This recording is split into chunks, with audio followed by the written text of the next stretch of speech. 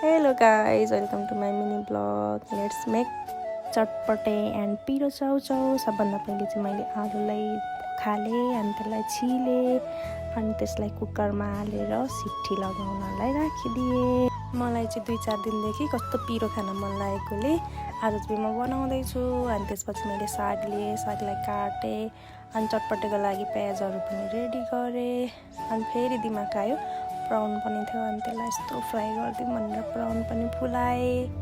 Brown फुलाएर चाहिँ थोरै फुलाएँ, धेरै फुलाइन। अनि त्यस पछाडि मैले चाउचाउ उमाल्नको लागि पानी बसालिदिएँ। यत्तिकैमा मेरो बुढा पनि आइसक्नु भएको थियो।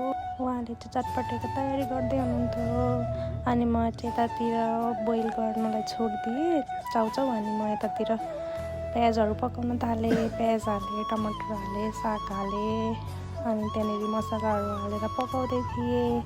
अनि त्यसलाई एकछिन पक्न दिएको त पकाउँदै साग त धेरै पाकिसकेछ। अनि म साग चलाउँदै यता चटपटे बनाएको हेर्दै थिएँ। साग त धेरै पाकेछ। अनि मैले नुडल्स हालेर चलाएँ त्यसलाई एकछिन। अनि एकछिन चलाएपछि त्यहाँ फेरि अर्को मसला हालेँ करेन्टको। अनि चलाएँ करेन्टलाई, रेडी भयो। अनि त्यस पछाडि यता चटपटेको पनि तयारी गर्दै थियौँ। सबै सामान हालेर चटपटे मोल्न थाल्यौँ।